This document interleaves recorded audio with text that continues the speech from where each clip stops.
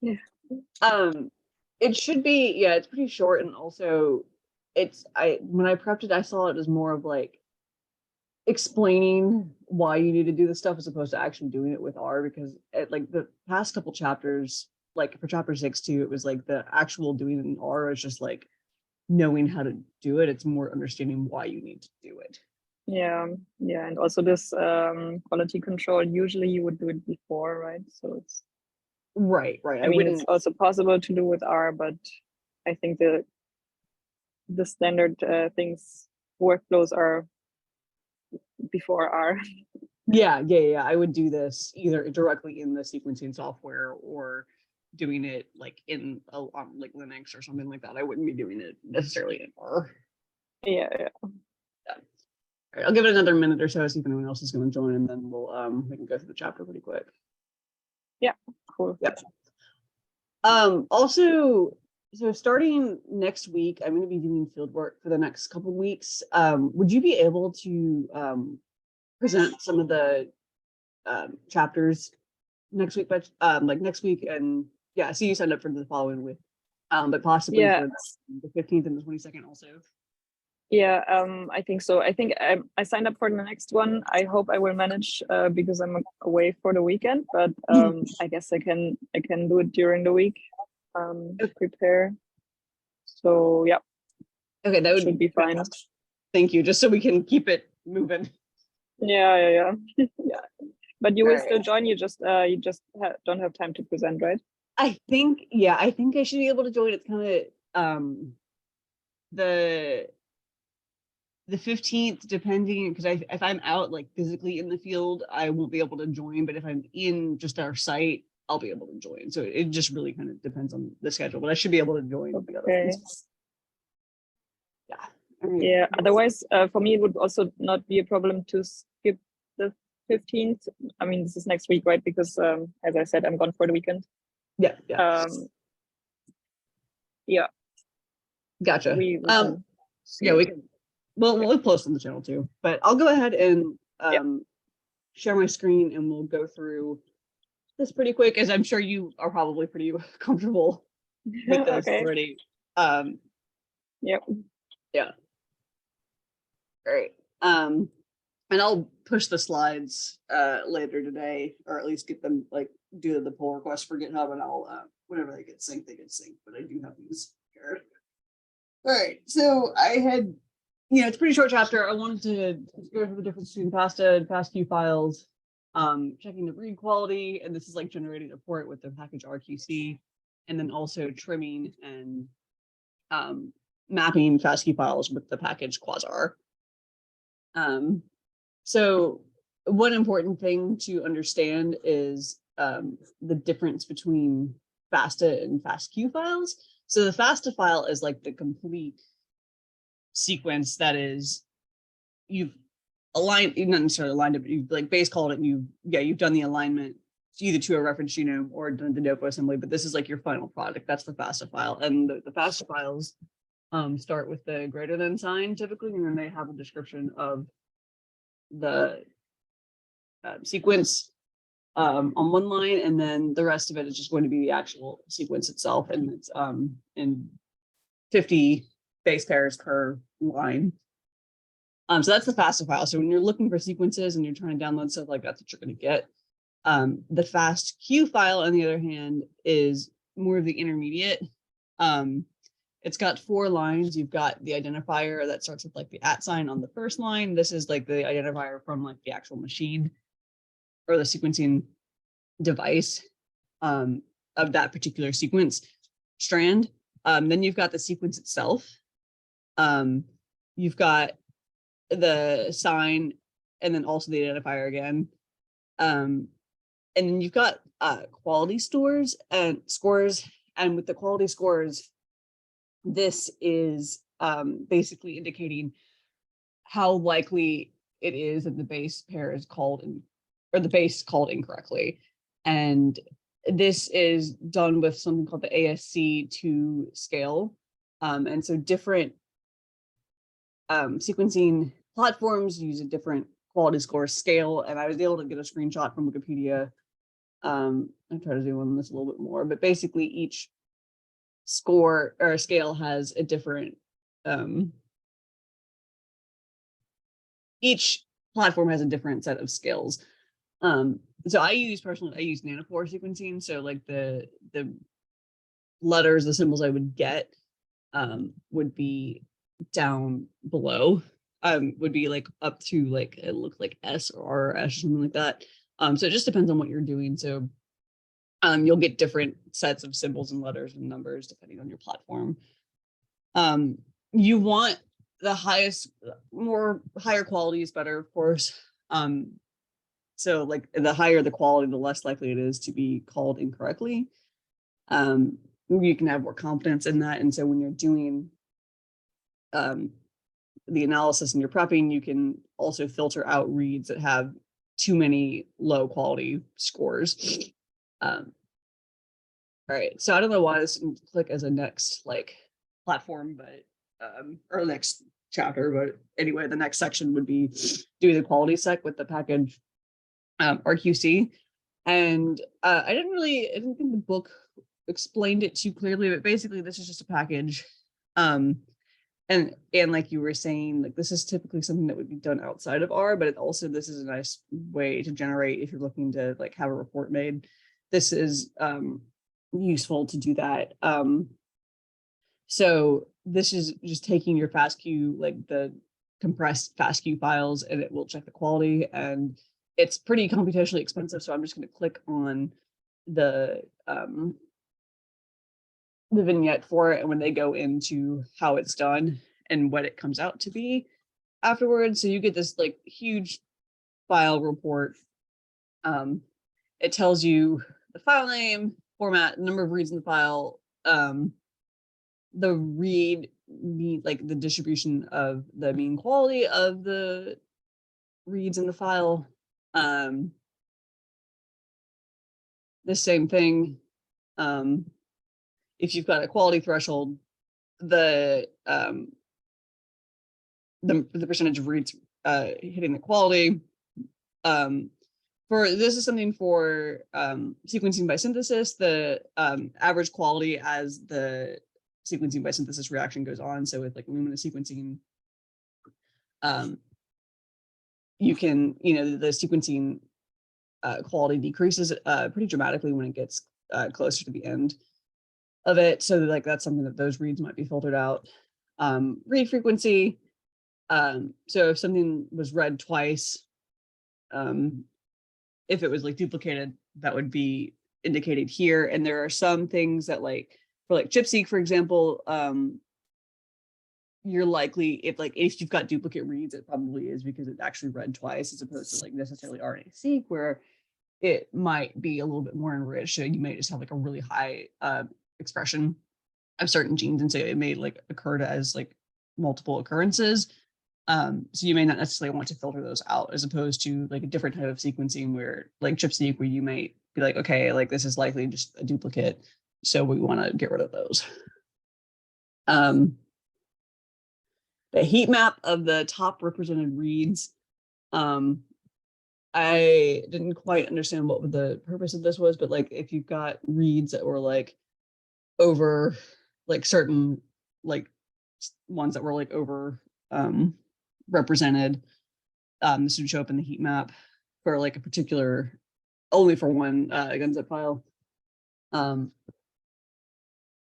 The length of the reads that are available in the file, I don't really think that this is particularly useful. This is, if you've got your contigs or whatever from your Illumina sequencing, like they're all going to be short. So that's what that's showing. I don't think that's particularly useful. What I think it does get more useful is getting down towards the bottom, where you're looking at the GC content for the different runs, and you would want them to be pretty similar between the different files. The quality distribution, that's just another way of showing the map that was previously above, of how the quality dropped off later on. I don't know why you would necessarily do PCA for the average read quality for each cycle, but they did it here. And I guess it's just, again, another way of emphasizing that like the lower, like the more reads, the quality drops off later in the sequencing reaction. That's indicated by the number of cycle, like the later cycles driving most of the variation, indicated by the extent of the PC1 or the principal component 1 for this, and especially when you compare that to the PC2 axis. Where I think this is the most useful, and what the book emphasizes is the cycle-specific quality distribution. So you can see the quality scores really, again, start to dramatically drop off after about 50 cycles, dropping below 20. And this is something that you can filter out scores that are dropping below a certain threshold that you set. So I find that that's pretty useful. The cycle-specific base call, you would want this to be pretty similar between different calls, just that like everything's being called the same. And then showing this again in a different plot. With this, you ideally want like your CGs and your ATs. You want those to be relatively parallel to each other. Like in the beginning, it kind of took a couple cycles for it to get going. It was all messed jumbled up, but like as it settled out, it started calling things more accurately. This is because with sequencing by synthesis, you're not having as many signals to be able to detect, and so the calls are going to be all over the place. But once you've got a large enough population and you can get consistent reads, it's going to level out. So that was the general output of this. Again, I don't necessarily see this as like, this is what you have to do. This is more like if you needed to generate a report of a sequencing run to show like, okay, like this is, we checked all these things and everything looks good. This would be a good way to do this. However, this definitely only works with short read data. I tried it. I uploaded some of my example data for long read data, and I'll push it to the GitHub repo just for some viral sequencing files. And when I tried to do it, I was also showing the cycles as like 2,000 something cycles, which is not how this works. This is definitely meant for short read sequencing as opposed to long read. And so it did okay initially, but it also like you don't have cycles with this. It's just the number of pores, like, or the number of the reads that just get through the pores. So take it all with a grain of salt is what I'm getting at. There is an alternative to do this. Instead of just doing like one or two FASTQ files, you can do multiple ones with FASTQ CR. That's supposed to be CRN, not CRNA. I don't know why that corrected itself. I tried doing this last night on my Windows computer and I was not able to get this to work. So I just copied the code. But if you click on the tutorial for this, basically, instead of just creating an HTML file for every single FASTQ file, you're going to look at it in aggregate. And this is essentially what it's doing. It's just taking all your different FASTQ files. After you've done the quality control, it's creating a zip file of all the reports together, and then it's just getting all the aggregated data and then just creating a data frame from it. So you can, of all your data, which I think in reality is probably more useful than just a single file. So you can see like the number of failed files that you've gotten. You can, again, like build these like multi-plane reports. But I do think it's a little bit more useful in the real world than the RQC package. And so, yeah, you can have each sample, all this, you get all this data for it, and then you can filter it accordingly. So just another package to be able to do that with. Again, this is something that I wouldn't even necessarily be doing in R. I would be doing this in another platform, but did want to create to show this just because it is useful summary data. And if you're interested in it, there's a link to it in the short files. All right. So that was 7.2 and that was 7.1 and 7.2. This is really 7.3. So trimming and filtering reads with the Quasar package. Again, really computationally expensive. I didn't actually run it. But if we click on the Quasar package, the workflow for it is pretty similar to what we've done otherwise. Like it's able to align reads in here with the QAlign function. Your auxiliary file in this case is going to be your reference genome. So it's just a way to do the alignment physically in R. Let's see, you can build a quality control report also with this QRC report. Get some alignment statistics, counting the alignments using QCount, which is part of the GRanges, or you can do it like a GRanges object. You can do your aligned data, just other ways of doing it.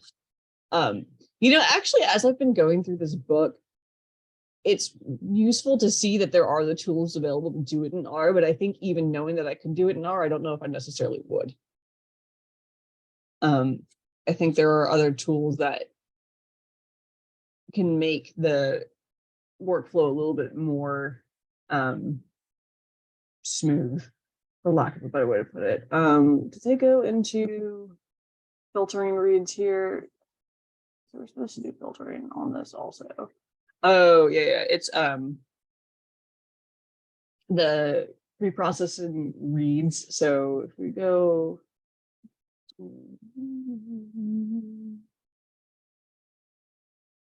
here. Oh yeah, this is the example that I copied in the book, or the book used also. You can do some file trimming here with the pre-process reads function. Basically, you've got to have an in file and an out file. In this example here, they are removing the 3 bases from the 3' end on the right side, removing the adapter sequence, which is through the L pattern, filtering out reads that are less than 14 base pairs long, or those that contain 2 end bases, and it'll filter it out, and you'll get an output file of the preprocessed reads.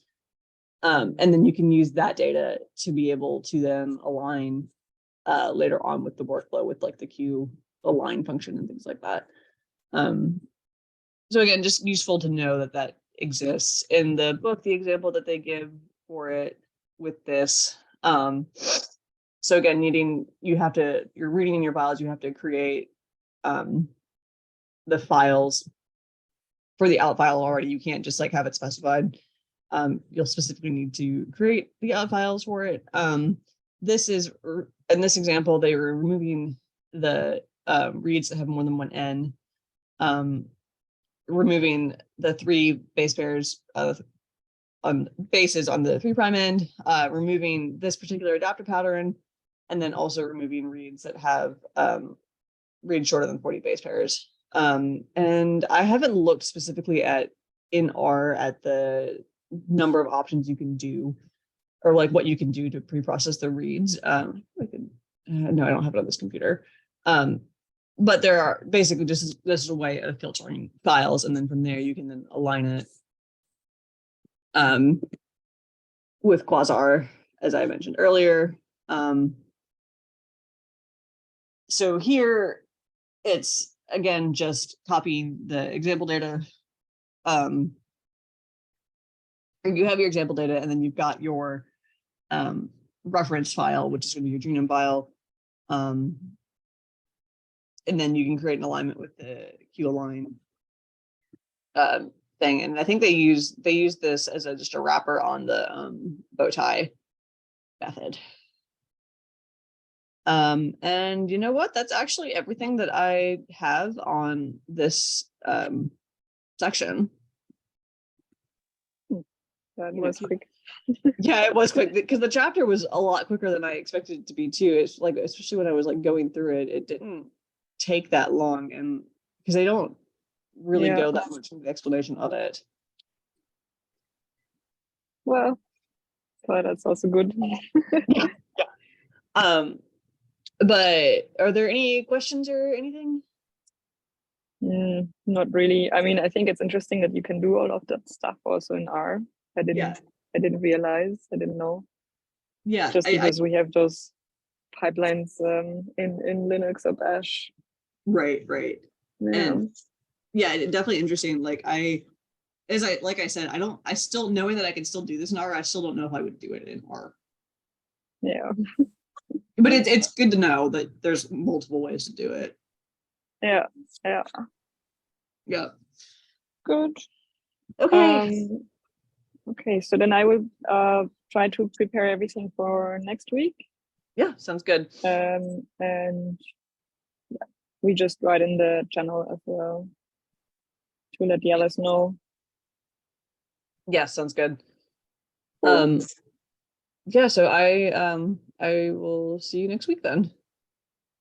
If I'm able to make it, which I should be able to, because it sounded like I wasn't supposed to be able, we were supposed to be going out to the field like Monday through Wednesday, and now it's looking more like Wednesday to Friday.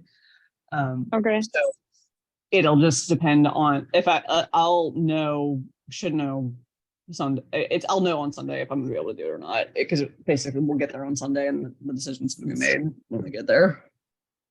Okay, yeah, then just let us know, and then we see, because if there is nobody else, we just skip it.